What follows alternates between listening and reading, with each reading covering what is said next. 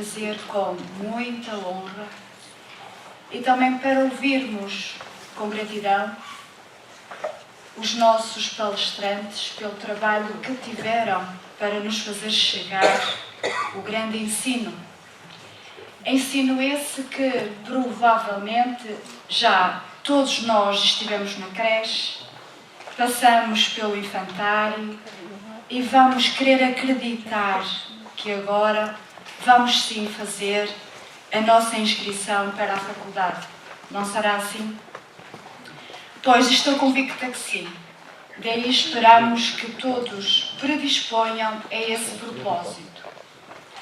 Então vamos começar a ouvir a conferencista Paula Moutinho, da Associação Espírita Fraterna de Francisco de Assis, com um tema extremamente atual, que é a crise da modernidade.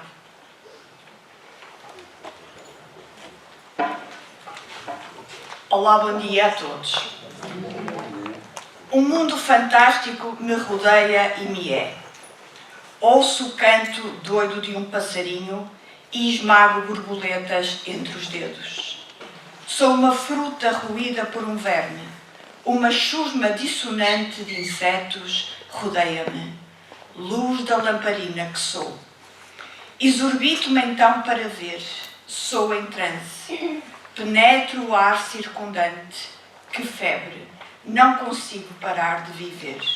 Clarice Lispector.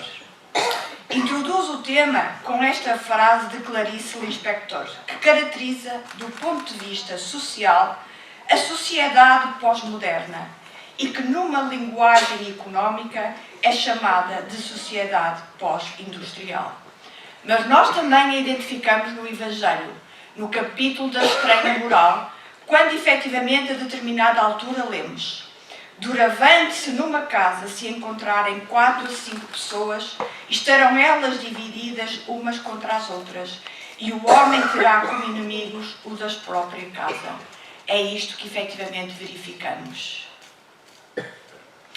Este período, então, caracteriza-se por uma falta de identidade generalizada, por um vazio constante, pelo niilismo, pelo individualismo e pela valorização extrema da imagem. Vivemos a época do hiperreal.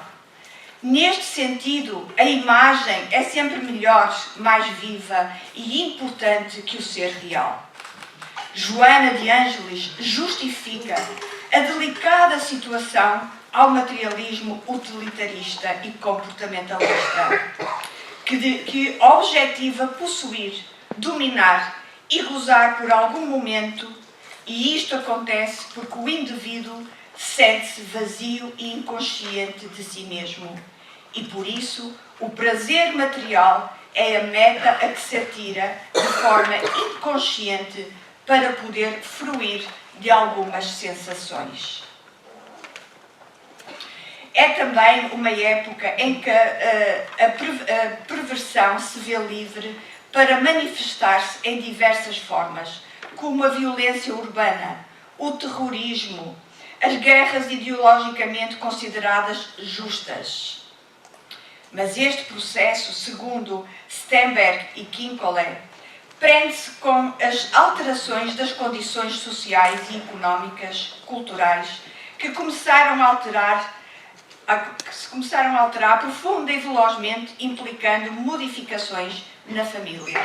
São exemplos importantes. A saída das mulheres para o mercado de trabalho. Embora louvemos a emancipação feminina, esta possivelmente deveria ter tido outro tipo de apoio. O aumento significativo do número de divórcios. Verificamos que as pessoas não estão interessadas em investir nas relações afetivas sérias. O desaparecimento de uma rede comunitária de apoio à educação das crianças. Verificamos que as crianças e jovens hoje em dia são órfãos de pais vivos, entregues a aparelhos eletrónicos. A recessão económica que em muitos casos nos obriga a ter mais que um emprego. O aumento da jornada de trabalho. As pessoas chegam a casa esgotadas. o incremento do papel da mídia na vida diária das famílias. Nós não nos desligamos dos mails, dos WhatsApps, das redes sociais. Há entre as consequências deste processo uma criação artificial do desejo, os bens de consumo, que são apresentados e transformados em necessidade real e intensa, e tão logo consumidos, representam no imediato novas necessidades. E esta busca constante do excesso de materialidade empurra-nos para o afastamento de nós mesmos e, consequentemente, leva-nos à depressão e ao adoecimento. E é isto que vemos, uma sociedade adoecida. Tal é o sujeito pós-moderno que, eternamente insatisfeito e frustrado com a realidade, preso à sedução da imagem, e que lhe provoca uma frustração maior e uma inquietude, pois o que ele projeta não está de acordo com aquilo que ele verdadeiramente é. A sociedade pós-moderna irá favorecer, então, o surgimento de um hedonismo socializado pela mídia e, de certa forma, respondida pela própria sociedade como um sintoma da sociedade espetáculo, movimentando-se desta forma na engrenagem da máquina consumista. Este período é visível e trivial, expressado na linguagem do cotidiano de trabalho, que é muitas vezes vendido na forma de lazer ou ócio criativo, que gera stress, perversão, depressão, obesidade, vícios compulsivos como jogo, droga e álcool. Como podemos perceber, esta realidade que vivemos torna-se cada vez mais banal. A vida nos atira numa relação individualista e potencialmente destrutiva. Uma realidade que é um campo fértil para o estímulo e a manutenção de comportamentos compulsivos e destrutivos. Provoca sintomas e conflitos de ordem complexa, que aumentam cada vez mais a alienação, a dissociação do ser humano, que gera rotina, gera medo, ansiedade, solidão e engendrando homens aparência e cada vez mais uma fobia social, o ódio, entre outros males. Infelizmente, as pessoas encontram-se perdidas, completamente atropeladas pela correria da vida, num lugar onde não há tempo para o encontro verdadeiro, para o entendimento, para a paz. Não obstante toda esta realidade que todos constatamos, quero deixar aqui a proposta do espiritismo, da psicologia e das ciências humanas como grande contributo para um fazer diferente, a fim de cultivarmos a vivência da experiência carnal de forma plena e integral numa proposta espiritista, sem relacionamentos líquidos, como nos fala Bauman. Então, quais serão as bases para a autorrealização? Diz-nos Joana de Ângeles que Jesus, o mais notável psicoterapeuta que a humanidade conheceu, afirmou: vós sois deuses e podereis fazer tudo quanto faço e muito mais se quiserdes, convidando-nos ao desenvolvimento das potencialidades internas. Trata-se então de uma proposta de desafios para seres amadurecidos psicologicamente, que sabem pelo desenvolvimento espiritual que alcançaram, que guardam em si todo o potencial para atingir a plenitude e se propõem fazer esta viagem, que é toda ela interna, sem qualquer mecanismo de fuga. Para alcançar esta conquista, devemos desenvolver a autoconfiança e fé, com a certeza coerente que existe entre o desejar e o poder realizar, permitindo-se sair dos mecanismos perturbadores e das ambições exclusivamente de natureza material e imediata. A integralidade do ser, a chamada felicidade, é uma construção contínua e deve ser praticada dia a dia. Identificar-se com Deus, continua Joana, é ampliar os valores íntimos adormecidos, é estar atento a si mesmo num processo de autodesenvolvimento que é individual e intransferível e por isso requer trabalho atenção sobre o próprio indivíduo. Reconhecer a necessidade da pessoa que é e não da máquina. Aplicar cada pensamento cada vez mais poderoso e profundo, pois está consciente das suas possibilidades. Investir esse valor na sua própria construção e no seu mais adequado comportamento para a paz. Eliminará aqueles que são perturbadores da sua vida e que podem ser substituídos, fomentando um clima psíquico de saúde com respostas orgânicas de bem-estar.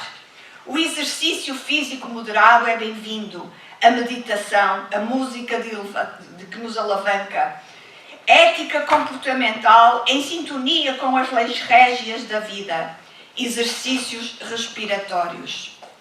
A excelência do amor que se é e se possui, o ato de aprender a amar tudo quanto se faz e realizar bem tudo quanto se gosta e repartir com todos as alegrias e esperanças da vida em triunfo. Dá significado pleno ao ser existencial, consolidando-o.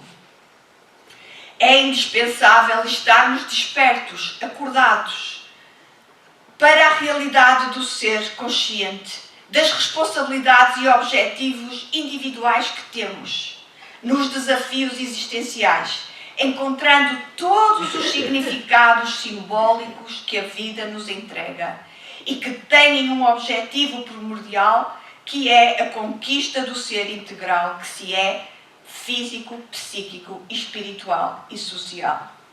Pois estamos a entrar na fase do homem psi, que segundo Joana de Ângeles se caracteriza por uma tomada de consciência da espiritualidade e dos valores que cada um de nós tem que desenvolver e das suas capacidades internas. E não poderíamos deixar de terminar com uma mensagem de esperança. Então, esta mensagem de esperança está exarada no livro Compromissos Iluminativos, por Divaldo Franco, e nos diz, a determinada altura: amanhece. A divindade que proveu de recursos o planeta.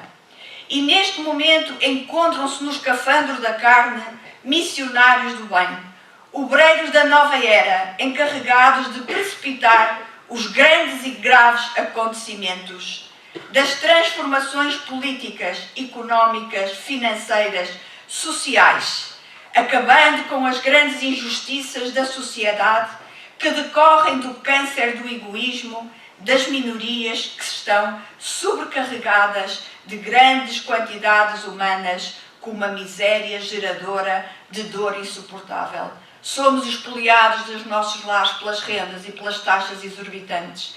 Quase não conseguimos comprar comida. Quase não conseguimos viver nos centros da cidade. Nosso Portugal retoma lentamente as rédeas do seu compromisso com Hillel. E deste com Jesus, mantendo a chama do idealismo iluminador das consciências. Trabalhadores de ontem retornam ao corpo para a grande arrancada. Investigadores encarregados de penetrar o bisturi no organismo dos problemas humanos projetarão luz nova nas consciências em geral. Nautas do passado, poetas, artistas e operários do bem, filósofos e literatos, corporificam-se ao lado de antigos apóstolos da fé, para implantarem o reino de Deus nesta terra querida, abençoada, que tem o fanal de conquistar agora os mares bravios dos atormentados sentimentos humanos e descobrir novas terras nos corações humanos para semear a palavra de Jesus. Insistir nas decisões, não obstante submersos em dificuldades. Porfiai nas atividades. Demorai nos propósitos superiores. Filhos, ide adiante. Porfiai, esta é a vossa hora. Bezerra de Menezes. Muito obrigada.